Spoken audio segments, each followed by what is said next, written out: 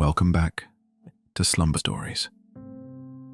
Tonight, we return to the gentle world of the wind in the willows.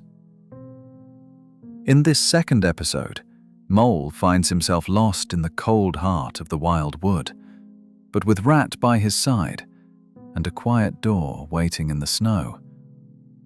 A new kind of warmth is just ahead. This is a soft adaptation of Kenneth Grahame's classic tale, told slowly, carefully, with calming pauses, to help you unwind and drift gently into rest.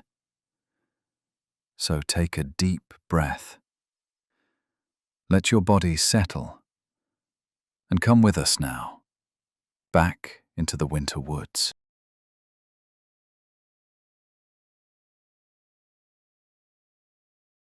The days passed gently for Mole and Rat.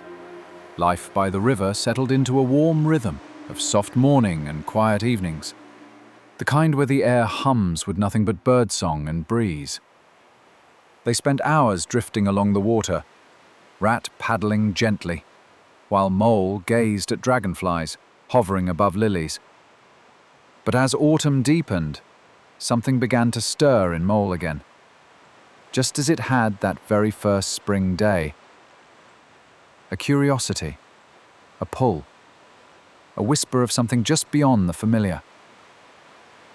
One grey morning, as mist coiled low over the fields and the reeds rattled dry in the breeze, Mole stood at the edge of the river, eyes fixed on the trees beyond.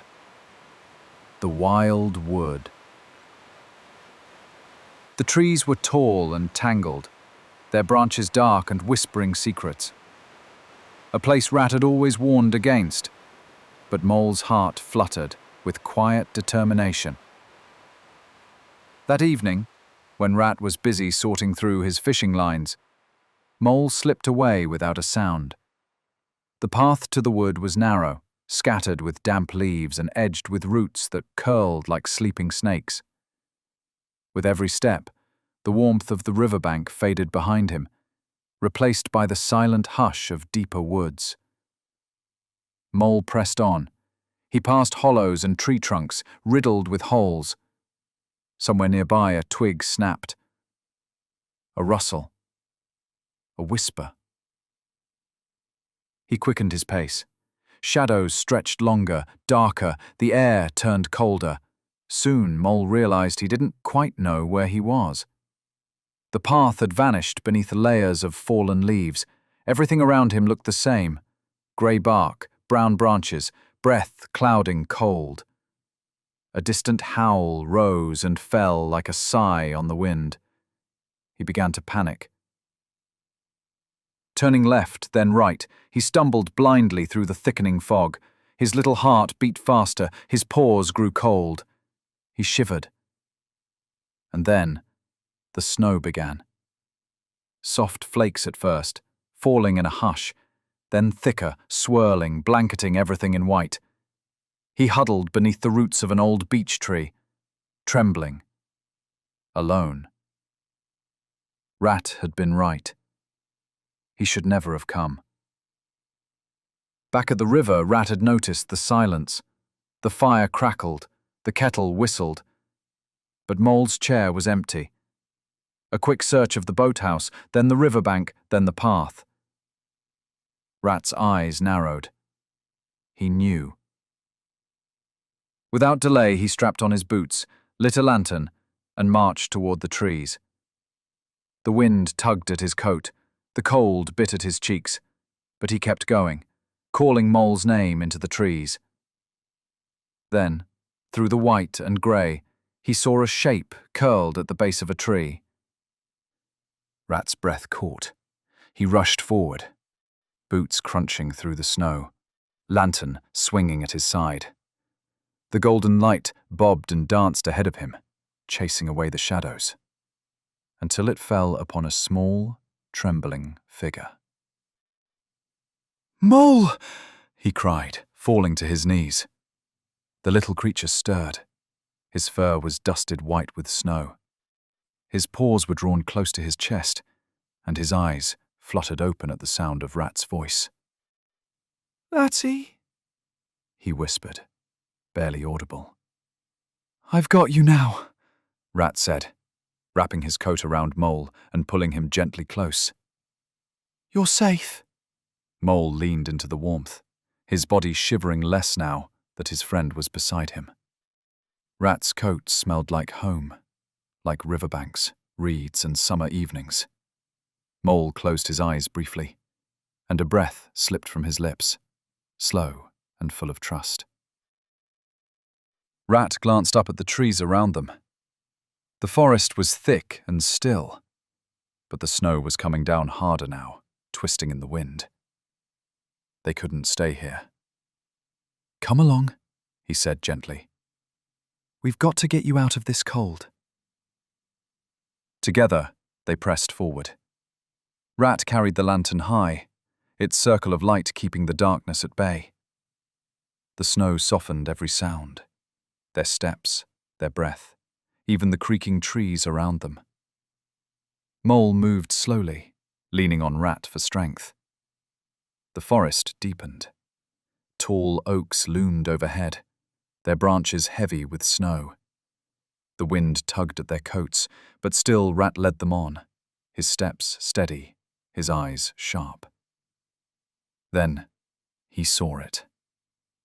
Set low in the hillside, nearly hidden by roots and thorns, was a door. It was wooden, with iron hinges and carvings, weathered by time. A thin curl of smoke rose from a chimney nestled in the slope above. Warm light glowed from behind the door. Rat's heart lifted. He stepped up and knocked 3 times. For a moment, there was only silence. Then the door creaked open. A large, solid figure stood within, fur black and white, eyes deep and steady, paws muddy and strong. He looked at them without surprise, only a calm nod of understanding. "Badger," Rat said, relief pouring through his voice. Badger looked them up and down, taking in the snow, the shivers, and the little mole half asleep at Rat's side. Without a word, he stepped back and opened the door wider. The warmth inside spilled out like a wave, rich with the scent of wood smoke, roasting chestnuts and herbs hanging from the beams. Rat guided Mole over the threshold, and the door closed firmly behind them, shutting out the wind with a solid thud. They stood in a long stone corridor, dimly lit by oil lamps. Coats and scarves hung neatly from iron hooks, and polished boots were stacked in rows beneath a wooden bench. The walls were rough but dry, with shelves built into their sides, filled with candles, folded linens, and the odd basket of pine cones. Badger led them along in silence, the gentle tap of his claws echoing softly. They entered a wide sitting room. A great hearth dominated one wall, its fire glowing deep orange and throwing dancing shadows onto the worn armchairs and thick rugs. A pot bubbled gently at the edge of the flames, and a kettle hissed with quiet promise. Badger pointed to the chairs. "Sit, you'll not be going anywhere tonight." Mole collapsed into the closest one. The blanket Rat had wrapped him in still clutched around his shoulders. Rat dropped into the seat beside him with a tired sigh. The heat from the fire washed over them both, seeping into their paws and fur. Badger returned with mugs of steaming broth, dark and fragrant, and passed one to each of them. "Drink, then you'll eat, then sleep. There's nothing more to be done." Mole took a careful sip. The warmth traveled down through his chest and into his belly like sunlight. He felt his shoulders begin to drop, his muscles soften. Rat closed his eyes and leaned back, the flicker of firelight catching in his whiskers. After a time, Badger brought a tray of food. Thick slices of bread, still warm from the oven, a pot of root stew with lentils and onions, and a dish of baked apples swimming in syrup. They ate slowly, silently, in the comforting hush of the burrow. Only the crackle of the fire, the occasional clink of spoon on bowl, and the distant sigh of wind through the chimney filled the space. Once the meal was done, Badger stood and motioned them to follow. He led them down a narrow hallway, past wooden doors and dusty shelves, until they reached 2 small guest rooms. "Yours," he said, nodding toward Mole. Inside was a low bed with a thick quilt, a candle on a stone shelf, and a small wash basin. The walls were carved with care, smooth and rounded, like the inside of a tree's heart. Mole stepped in slowly, the weight of the day tugging at every limb. Rat squeezed his shoulder. For a moment they simply looked at each other, one with quiet concern, the other with quiet gratitude. Then Rat gave a small nod, turned, and disappeared into the room next door, closing the door with a soft click. Mole stood for a while in the glow of candlelight, listening to the hush of the burrow, the faint tick of a clock, the creak of timbers, the low breath of fire from the hearth down the corridor. All of it felt ancient and kind. He turned to the bed. The quilt, thick and patched in earthy tones, seemed to open its arms to him.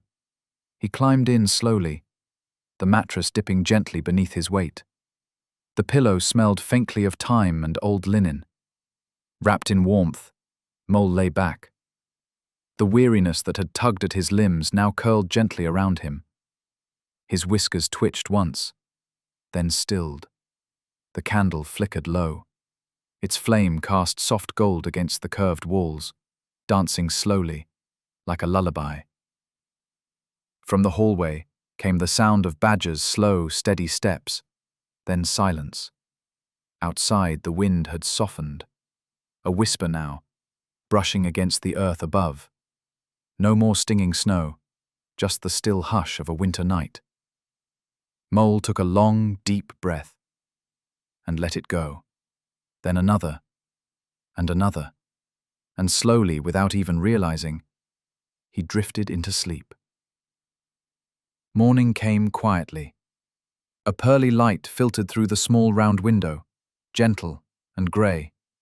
No harsh sun, just the pale brush of day easing over the burrow. Mole stirred beneath the heavy quilt. He blinked once, then smiled. He listened. The sound of clinking china, a kettle hissing, low voices in another room. He stretched slowly, the sleep still heavy in his limbs, then sat up, the quilt falling softly into his lap. A knock came, then the door creaked open. "Still asleep?" Rat's voice, warm and amused. "Not any more," Mole murmured with a yawn. "But I could have stayed there all day." "Come on. Breakfast's ready," said Rat. "And it smells rather wonderful." Mole dressed in the warm clothes someone had left neatly folded at the foot of the bed. They smelled clean, dry, and faintly of rosemary. Together, they made their way to the main room. The fire was lit again, crackling with cheer. The table was set with bowls and plates, steam rising into the air. Badger stood behind a teapot, pouring dark amber liquid into thick mugs. "Morning," he said, nodding to them both. They sat and ate in contented silence. The porridge was thick and sweet with berries. There was toasted bread spread with crushed chestnuts. A pot of stewed apples sat in the middle of the table, spiced and glowing.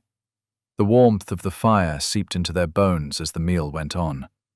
Occasionally, Rat would glance out the round window set into the earthen wall, watching the snow drift gently past.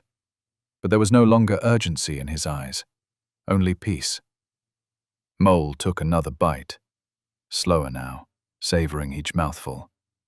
The heat, the texture, the sweetness, all of it felt like a reward after the cold and the fear. Badger, now seated opposite, poured more tea from the heavy pot. The mugs clinked gently against the wooden table. No one felt the need to fill the silence with talk. The silence was part of the comfort, part of the home. When the meal was done, Badger stood and stretched. "You'll rest here a while yet," he said. "The snow will ease by afternoon. Then you can make your way back to the river." Mole nodded. He wasn't ready to leave yet. Not just because of the weather, but because he felt something in the walls of Badger's burrow. A deep, rooted safety. Like a burrow within the heart of the world. They spent the next hour in the sitting room. Rat poked gently at the fire with an iron rod, while Mole sat curled in a chair with a soft woolen throw pulled over him. Badger smoked a short pipe, the scent of it earthy and quiet. Eventually the wind slowed. The snowlight beyond the window turned brighter, softer, as if the clouds were lifting. Badger went to the door and opened it a crack. A crisp breeze slipped in, cool and fresh but no longer biting. "It's time," he said quietly. Mole and Rat gathered their things, scarves now dry, boots warmed by the fire. Badger handed them each a small wrapped parcel. "For the way back," he said, "and for when you're warm and hungry again." Mole hesitated at the doorway, then turned and looked up at Badger. "Thank you. For everything." Badger only gave a small nod. "Don't let the wild woods scare you off the world.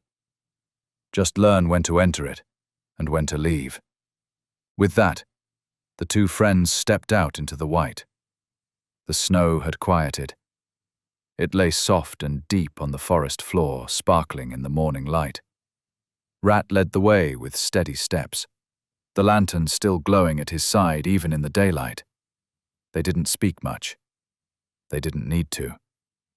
The trees were no longer threatening shadows. They were tall and still and dusted with light. And ahead, in the distance, the path to the river waited. Mole looked back, once, just briefly. The hill was already half hidden by the trees, the little door invisible among the roots. But the warmth of that place stayed with him, all the way home. And so Mole and Rat made their way home. The worst of the storm behind them, their hearts warmed not just by the fire they'd found, but by the kindness and shelter that met them when they needed it most. Tonight, let yourself feel that same warmth. The warmth of safety, of friendship, of finding your way back when you've been a little lost. Let the hush of the snow and the quiet of Badger's burrow stay with you now, fading into dreams, soft and slow. Thank you for joining us for this gentle retelling of The Wind in the Willows. We'll be back next week with the final part of the story. Until then, rest well and good night.